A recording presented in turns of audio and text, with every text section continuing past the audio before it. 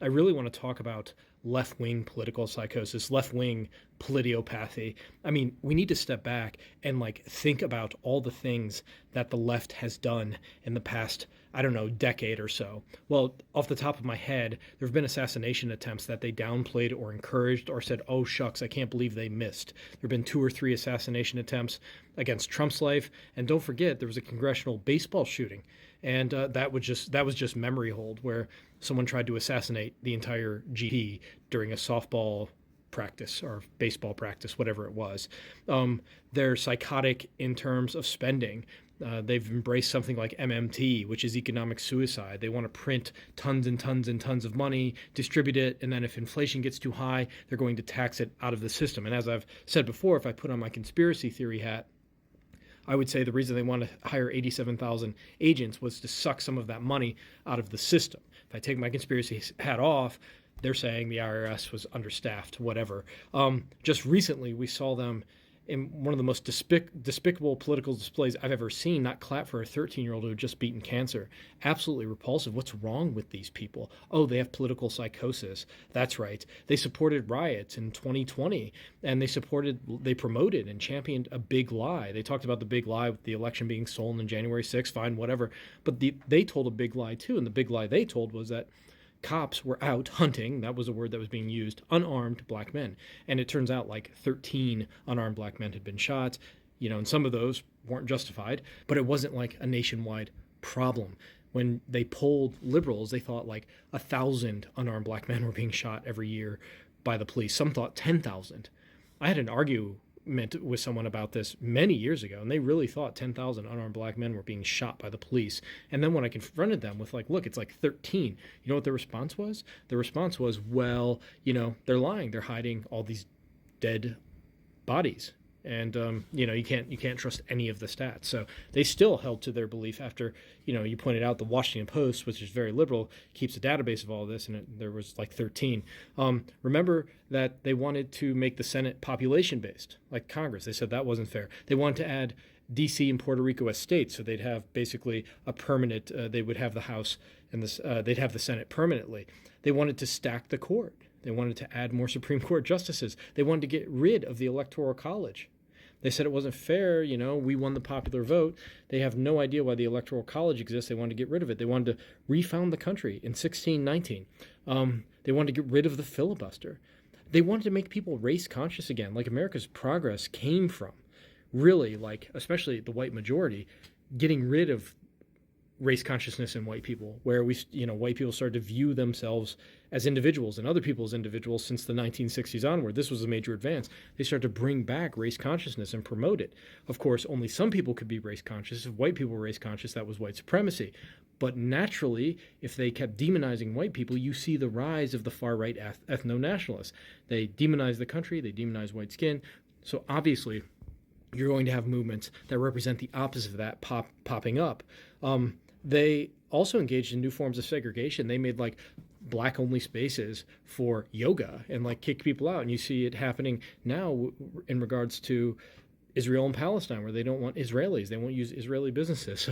You see new forms of segregation. They demonized colorblindness. They made excuses for criminals. They had cashless bail. It was kind of like catch and release criminal system. They allowed shoplifting to be decriminalized, anything under $900. Now, when you go into any store, everything's behind a glass, and you got to push a button to get somebody to come to get a toothbrush. That literally happened to me yesterday. To get a toothbrush, a $4 toothbrush, I had to wait for somebody to come open the thing. They ruined the morale of the police. The Ferguson effect. The crime rate when they did this went through the roof. They supported, some of them explicitly, the terrorist attack on October 7th. They cheered it on. This would be a form of political devil worship, if you will. They ruined our colleges and institutions. They degraded the learning experience and turned it into activation centers, almost madrasas, to churn out woke progressive warriors. I had a professor who wrote her main thesis is, you can't be a full human unless you engage in woke progressive activism. I'm not joking, that's her belief. They expanded the definitions of racism to ensnare anyone who said, for instance, they didn't believe in the theory of white supremacy being everywhere within everything, or believed in colorblindness. That would be something that would get you called a racist. They weakened our military. They killed morale. They put bizarre people in positions of power in our military. And then, we had to watch them hide this geriatric man, Biden, who was clearly slipping to anybody with eyes. And worse, they replaced him with a clownish ignoramus who was probably the worst political candidate I've ever seen. Well, I guess we can thank them for that. They hallucinated Russian collusion. They engaged in political witch hunts. I had no problem with the investigation of potential Russian collusion, but once it was clear that it hadn't happened, they just kept going. They couldn't stop. And I have plenty to say about the far right if you watch my channel, so don't think I'm going to go easy on the right wing either. They bashed America at every turn. They hate the country. They engage in what I call patriotism, not patriotism. And again, that leads to that ethno-nationalist movement, the far right that we see, the Nick Fuentes types that we see. Remember, they also they engage in symbolic violence. You remember Kathy Griffin holding the head up of Trump, or Snoop Dogg in a video showing Trump being shot, or during the BLM riots, protesters carrying a severed pig's head. Okay, so there's weird stuff going there. They tried to stop Bitcoin, which is weird, like Elizabeth Warren. What a terrible person she is. They regulated tech to the extreme. They made corporations bend the knee to their woke ideology. You had the government interfering in people's political expression. You had the CIA, leftists in the CIA and the FBI denying what they knew to be true, which was that the laptop was real. They ruined political discourse. You could no longer have an open dialogue. They shrunk the Overton window and slid it to as far left as is humanly possible.